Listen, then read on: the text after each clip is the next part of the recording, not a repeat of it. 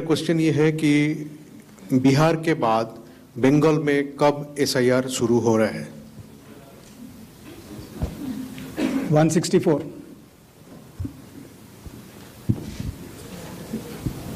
Sir Neeraj हूँ, news 18 India से, network 18 से। हमारा सवाल है कि स्पेशल समरी रिवीजन सालाना तौर पे होता है हर साल, तो एसआईआर की जरूरत आपको कौन सा मतदाता सूची दोनों प्रक्रिया से अलग मिलेगा? हम ये जानना चाह रहे हैं। और एक सप्लीमेंट्री सवाल है इसी के साथ कि आपने कहा कि कुछ पॉलिटिकल पार्टीज के नेता भ्रम फैलाने की कोशिश कर रहे हैं। उनका यह भी कहना है, राहुल गांधी की मैं बात कर रहा हूँ, थोड़ी देर पहले उन्होंने कहा है क्यों उन्हीं से शपथ पत्र सिर्फ मांगा जा रहा है, दूसरे लोग, दूसरी पार्टी के लोग जो सवाल कर रहे हैं उनसे क्यों नहीं? तो इन 5 सवालों को पहले ले लेते हैं।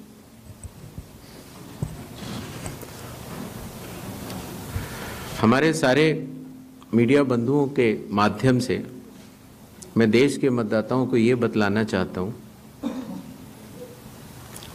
कि जब भी मतदाता सूची का रिवीजन होता है तो उसकी प्रक्रिया वही होती है जो मैंने आपको अभी शुरू में बताई। अर्थात सबसे पहले बूथ लेवल ऑफिसर्स और बीएलएज, राजनीतिक दलों के बीएलएज मिलकर एक ड्राफ्ट तैयार करते हैं और उसके बाद सभी राजनीतिक दलों को और उसी असेंबली कॉन्स्टिट्यूएंसी के मतदाताओं को यह अधिकार होता है कि वो उसमें त्रुटियां सुधारने के लिए आवेदन कर सके। आवेदन 3 तरह के हो सकते हैं, या तो किसी का नाम छूट गया हो तो फॉर्म 6 होता है, या किसी का नाम गलत जुड़ गया हो या किसी और को जुड़वाना हो तो फॉर्म 7 होता है, और या कई बार उसमें विवरण गलत हो जाए, आपकी नाम की स्पेलिंग गलत हो जाए, फोटो गलत हो जाए, एड्रेस गलत हो जाए तो फॉर्म 8 होता है।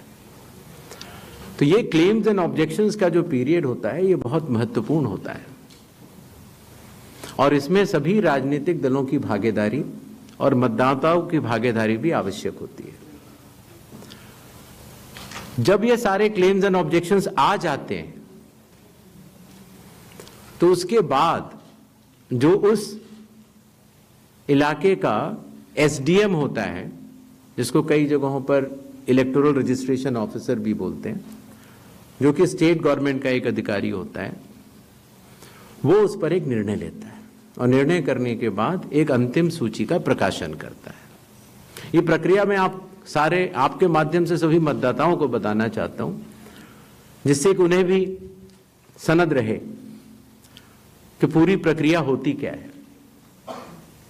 तो एक बार जब एसडीएम की तरफ से अंतिम सूची प्रकाशित कर दी जाती है, और याद रहे कि प्रारूप अर्थात ड्राफ्ट सूची भी पॉलिटिकल पार्टी से शेयर की जाती है और अंतिम सूची भी पॉलिटिकल पार्टी से शेयर की जाती है, और आजकल चूंकि तकनीकी का जमाना है तो वेबसाइट पर भी इलेक्शन कमीशन की अवेलेबल होती है। इसके बाद भी अगर कोई भी त्रुटि रह जाए तो उस जिले के डीएम के पास एक अपील होती है, और अगर डीएम से भी उस त्रुटि का समाधान न निकले तो उसके ऊपर उस प्रदेश के चीफ इलेक्टोरल ऑफिसर के पास एक अपील होती है। जो अंतिम सूची प्रकाशित हो जाती है उसके ऊपर हो जाते हैं चुनाव।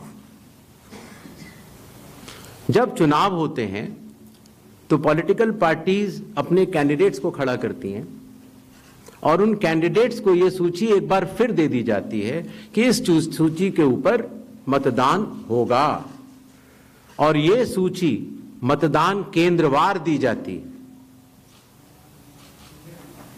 इस प्रक्रिया के बाद जब चुनावी मतदान होता है तो मतदान केंद्र के अंदर हर प्रत्याशी को यह अधिकार होता है कि वो पोलिंग एजेंट्स को नामित करे, और वही सूची पोलिंग एजेंट्स के पास भी होती है। तो उदाहरण के तौर पर जब हमारा कोई मतदाता जब मतदान करने जाता है तो पोलिंग एजेंट्स देखते हैं, और अगर कोई गलत व्यक्ति जा रहा है या कोई 2 बार जा रहा है तो उसके ऊपर ऑब्जेक्शन भी कर सकते हैं। मतदान प्रक्रिया समाप्त होने के बाद मतगणना होती है और मतगणना के बाद रिटर्निंग ऑफिसर रिजल्ट्स डिक्लेयर कर देते हैं। ये एक डिसेंट्रलाइज कंस्ट्रक्ट है। तो जब रिटर्निंग ऑफिसर रिजल्ट डिक्लेयर कर देता है, उसके बाद भी कानून में प्राविधान है कि आप 45 डेज के अंदर आप उच्च न्यायालय जाकर एक चुनावी याचिका दायर कर सकते हैं और चुनाव को चैलेंज कर सकते हैं। जब यह प्रक्रिया 45 दिन समाप्त हो जाते हैं, उसके बाद इस तरह के निराधार और आरोप लगाना, चाहे वो केरल हो, चाहे वो कर्नाटक हो, चाहे वो बिहार हो, जब 45 दिन चुनाव के बाद पूर्ण हो चुके हैं और किसी भी दल को, किसी भी कैंडिडेट को कोई भी गलती नजर नहीं आई, तो आज इतने दिनों के बाद इस तरह के निराधार आरोप लगाना, उनका उद्देश्य क्या है, ये सारे मतदाता और देश की जनता पूरा समझती है। जहां तक स्पेशल इंटेंसिव रिवीजन की जरूरत क्यों पड़ी और स्पेशल इंटेंसिव रिवीजन में और नॉर्मल जो रिवीजन हर साल होता है, दोनों में क्या फर्क है, ये बहुत अहम सवाल है। पिछले 20 सालों में हर साल रिवीजन होता रहा और जो एनुअल रिवीजन होता है उसमें साधारण तौर से एब्सेंटी, शिफ्टेड और एक जिसे कहते हैं कि एक रैंडम तरीके से उसका रिवीजन कर लिया जाता है। जब पिछले 20 सालों से इंटेंसिव रिवीजन नहीं हुआ, हालांकि पहले होते थे, अभी तक भारत में 10 से ज्यादा बार स्पेशल इंटेंसिव रिवीजन हो चुके हैं। और स्पेशल इंटेंसिव रिवीजन की खासियत ये होती है कि मतदाता सूची को, इलेक्टोरल रोल को टोटली मैक्सिमम प्योरीफाई करने के लिए एक इन्यूमरेशन फॉर्म भरा जाता है और हर मतदाता उसको जब भर के देता है तो उसका नाम मतदाता सूची में फ्रेश, एकदम नए तरीके से सूची बनाई जाती है। और ये इंटेंसिव रिवीजन इसलिए भी आवश्यक हो गया, एक तो सभी राजनीतिक दलों की लगातार शिकायतें आती जाती हैं कि साहब वहां पर वोट बढ़ गए, वहां पर वोट कट गए, इन लोगों का वोट सही बना, इन लोगों का वोट गलत बना। साथ ही साथ समय के साथ कई लोग जो गांव में रहते थे, जहां पर उनका वोट था, वो शहर में आ गए, उनका वोट गांव में रह गया और जब वो शहर में आए तो वोट कटवाने की प्रक्रिया की भी अपनी कानूनी जटिलताएं हैं, तो उनका वोट गांव में भी रह गया, शहर में भी हो गया। और आजकल आपको पता है, जैसे जैसे भारत का विकास होता जा रहा है, वैसे वैसे लोग शहर छोड़ के भी दूसरे शहरों में भी जाते हैं। मुझे आशा है कि जितने हमारे मीडिया बंधु हैं वो भी शायद किसी न किसी दूसरे शहर को छोड़ के यहाँ पर आए होंगे। तो जब वो यहाँ रहने लग जाते हैं तो उनका वोट यहाँ भी बन जाता है। तो इस तरह से करते करते एक व्यक्ति के जाने या अनजाने में कई जगह वोट रह गए। तो मतदाता सूची को शुद्ध करने के लिए इन्यूमरेशन फॉर्म एकमात्र रास्ता रह जाता है। क्योंकि मैं आपको एक उदाहरण भी देता हूं, जैसे मान लीजिए श्रीपर्णा चक्रवर्ती जी हैं, उनका पहला वोट था श्रीपर्णा चक्रवर्ती के नाम से, दूसरा वोट जब वो दूसरी बार उन्होंने भरा तो उन्होंने भर दिया एस चक्रवर्ती। पिताजी का नाम मुझे पता नहीं है, माफ करें, लेकिन ए बी चक्रवर्ती भरा। अगली जगह जब उन्होंने भरा तो उन्होंने कहा कि नहीं, अखिल बी चक्रवर्ती। तो यह असंभव हो जाता है जानना कि ये दो व्यक्ति एक है कि नहीं। तो एक ही तरीका है कि उसके लिए इन्यूमरेशन फॉर्म जारी किए जाएं और एक व्यक्ति एक बार में एक ही इन्यूमरेशन फॉर्म भरेगा, जिससे कि मतदाता सूची का शुद्धिकरण भी होगा। अगर उनका नाम गलत लिख गया है तो वो भी वो सही कर सकते हैं, अगर उनकी फोटो ठीक नहीं है तो वो भी सही कर सकते हैं, अगर उनका पता ठीक नहीं है, माता पिता का नाम ठीक नहीं है तो वो भी ठीक कर सकते हैं। तो ये रही SIR की आवश्यकता।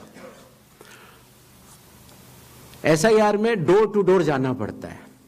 बूथ लेवल ऑफिसर हमारे बिहार के लगभग 90,000 बूथ लेवल ऑफिसर्स 7,89,00,000 लोगों के घर घर जाकर उन्होंने एक एक व्यक्ति को एन्यूमरेशन फॉर्म दिया। जो लोग मृत पाए गए या जो लोग घर पे नहीं थे, जो पड़ोसियों ने कहा या उनके घर वालों ने कहा कि ये परमानेंटली शिफ्ट हो गए हैं, या जिन लोगों ने कहा कि नहीं साहब मैं तो पहले ही दूसरी जगह एन्यूमरेशन फॉर्म भर चुका हूं, अर्थात उसका नाम 2 जगह था, ऐसे लोगों के फॉर्म वापस नहीं मिले और 7,24,00,000 फॉर्म वापस मिले 30 दिन के अंदर।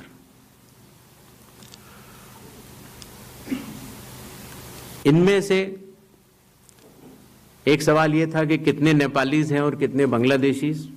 पहली बात तो मैं स्पष्ट कर देना चाहता हूं कि भारत के संविधान के अनुसार सिर्फ भारत का नागरिक ही एमएलए और एमपी का चुनाव कर सकता है।